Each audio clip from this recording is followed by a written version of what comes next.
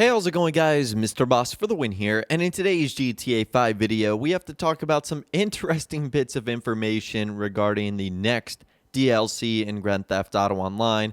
This is the likely upcoming one for summer 2020. We'll talk about how Rockstar could be getting back to normal, when a release date could be like, maybe some bad news, and a whole lot more. Alright, so a lot of this information today is going to be coming from Rockstar Games insider TezFunds2. He was talking to a couple of users on the GTA forum site, and there was some discussion about the next update and GTA versus Red Dead, which one was going to be getting an update first. In fact, one user said, that is true, but GTA makes more money, and it's been half a year since the update. Makes sense to me that GTA will come first. And TezFunds2 says, I believe development on Red Dead Online update began prior to GTA Online's update. So Red Dead Online is likely to get its new update first. Also, if I recall correctly, some developers were frustrated over GTA Online's continuous support, simply because the game is stuck on old tech. It's like watching your friends play on PS5 and Xbox Series X, while you are stuck on the PS4 and Xbox One. Okay, kind of interesting. Let's talk about that.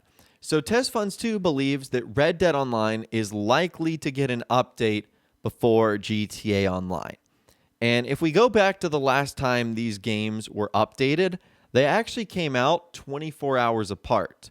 The Diamond Casino Heist released on December 12th, and Red Dead Online Moonshiners released on December 13th. It was a Thursday and a Friday. I remember that so vividly because it was almost impossible for me to enjoy both of them. Like, I didn't have enough time to play GTA Online and Red Dead Online. But I guess Rockstar wanted to get that update out to people before the holidays, and thus they didn't have time to stagger the updates, which is typically something we've seen Rockstar do in the past. But anyways, TezFunds2 believes that Red Dead Online will get its new update first. So what does that mean for GTA Online? Well, because what we've seen in the past, that updates have happened a day apart, it doesn't necessarily mean anything all that terrible. It's not like Red Dead Online is going to get an update in July, and then because of that, Rockstar feels like they can't, provide an update for GTA Online until, October or something like that. I don't believe that's going to be the case. But it could be a week or two or even an entire month where Red Dead Online has an update come out first. Now, we haven't heard from either of those platforms about what's going to be coming next from Rockstar. They have been completely radio silent. And it is interesting that if this rumor is true that developers are upset that GTA Online continues to get updates, it really just shows how successful it's been. Yes, Red Dead Online is the more recent and modern game, but I still think at this point in time, Grand Theft Auto Online is more popular and more successful. So I can understand why people are frustrated updating the game on old tech, but if it's working, it's successful, and players are enjoying it, I see no reason why Rockstar wouldn't continue to update the game. Now, as a follow-up to that, someone ended up saying, as a player of both games, I love that model. The only issue I have is that Red Dead Online gets overshadowed by GTA Online. Also, I think they should only do that in December. People are more likely to spend money during the Christmas season. I think during the year they should stagger them, referring to the updates. And TezFunds2 said, we are back to normal times, where deadlines can be dealt with. So Rockstar is less likely to feature both games in the same week. It's very probable that what happened back in December 2019 was a situation Rockstar was placed in, possibly due to mess-ups during development, and they had to release both updates back-to-back or risk continuing the work during what's supposed to be their holiday time, taking off work. Okay, so that makes a lot of sense, and it sort of built off of what I explained earlier, that Rockstar usually don't like to release GTA Online updates and Red Dead Online updates at the same time because they kind of cannibalize each other. Because really, you're only limited to so many gaming hours in the day. And most people play other titles outside of GTA multiplayer and Red Dead multiplayer. So the fact that both those updates came out at the same time was a little bit tricky.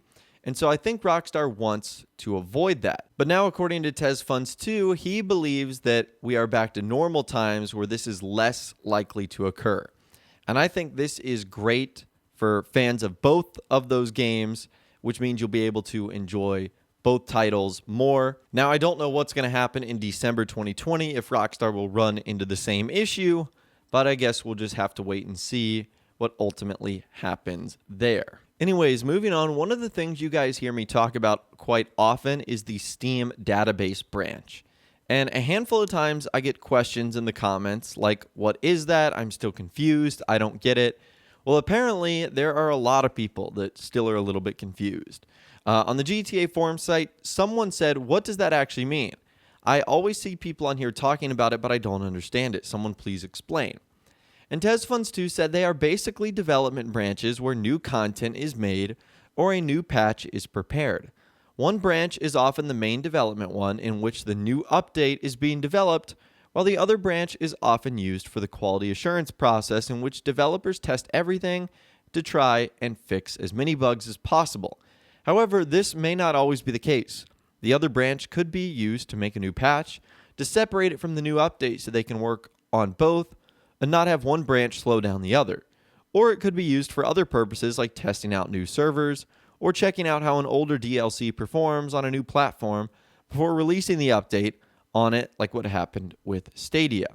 From what I've observed, whenever QA Beta 2 gets updated, it usually means something is coming in the following weeks, either a patch or a new DLC. Okay, so now that you understand that, basically we have yet to see that occur for GTA.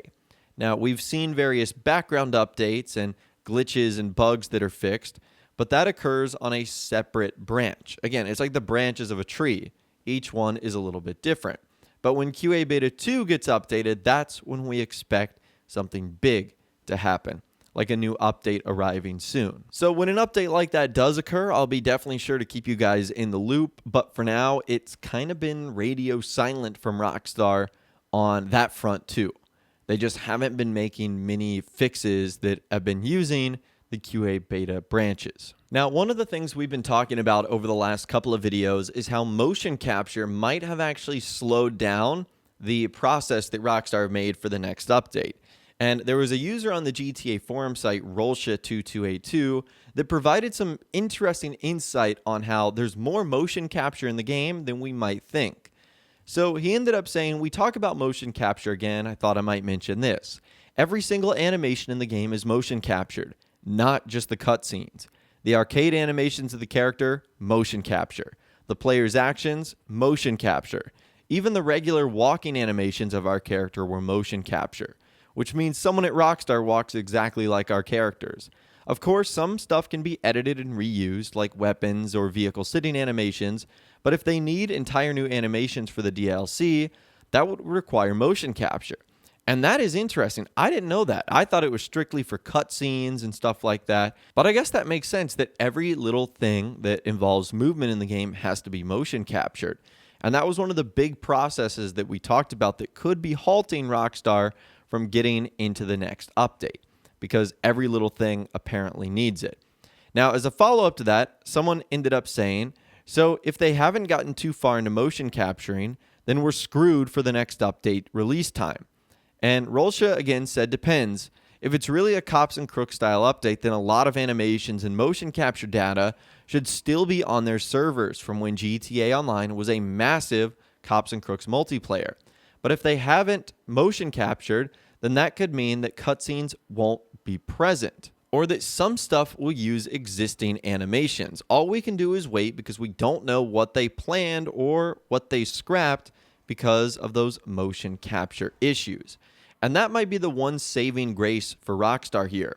I don't want to go too much into this because there's a ton of details about it, but basically the beta version of GTA Online, the version we never got, was supposed to be like massive Cops N Crooks gangs territory multiplayer.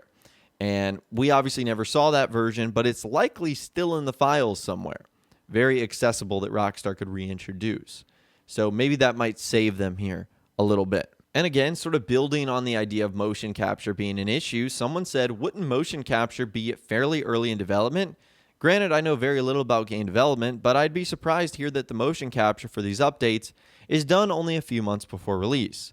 And Rolsha said depends. If they hadn't had written a story yet when Corona hit or just finished with writing it, then motion capture for cutscenes and such isn't probably done. I mean, you need a story to be able to write cutscenes. And voice recordings, which are probably affected too, are likely most done very, very late, because they use a placeholder text to speech as placeholders and then record the finished dialogue with the actors. If they knew the theme since the beginning of the year, maybe a few weeks before, then they could have already done some of the related themed motion capture, but I doubt any cutscenes would have been recorded before the pandemic. And that's the thing, only Rockstar really knows here. They are so tight-lipped, really have a black box surrounding their entire process that we only know so much. And we don't know how far they ultimately got in this process before they either had to delay things, postpone things, shut things down completely. And obviously, we are in some unprecedented times right now, so who knows if that is also having an impact on Rockstar's entire story. But this is something, again, I will be sure to keep you updated on. I think this is really cool information when you hear from someone like this that is super knowledgeable and like motion capture and behind the scenes stuff. So again, thanks to Rolsha2282 for explaining all of that. And last but not least, apparently players were noticing some interesting dialogue that they would receive from Lester after completing all 3 versions of the Diamond Casino heist. A lot of people were wondering if this meant Lester was going to be involved in a future DLC or a future heist update. Well, according to Tez Funds 2, it looks like this is what happens if you complete every single way of robbing the Diamond Casino and Resort. So Lester says something like this: diamonds are a girl's best friend and you have hit that casino every which way, baby. So I guess this is the dialogue he gives you when you have successfully robbed diamonds, gold, artwork, and cash from the casino. So I don't necessarily think it means another heist update is coming. I mean, given Rockstar's history, we've gotten a heist update every 2 years, going back to 2015. So I'm not sure. Does this mean we'll get one in roughly a year from now? Maybe. I love the heist update that Rockstar introduced, but who knows what's going to be happening even next year down the line. So we'll really just will have to wait and see. But anyways, that is all the information that I have got for you guys in this video today. Hopefully you did enjoy. I'd love to hear from you guys in the comments down below. Let me know what you think on everything we discussed in this video today and more. If you guys did go on to enjoy this video, though, a like rating would of course be awesome. And be sure to subscribe to my YouTube channel if you are new or you want to stay up to date on all the latest GTA and Red Dead Redemption videos that I'm doing here on my channel. And be sure to ring that notification bell as well. Sometimes YouTube just doesn't work, and if you ring that bell, you'll always be guaranteed to be notified when new videos arrive. But of course, as always, guys, thank you all so much for watching. Take care, and I'll see you guys in the next video.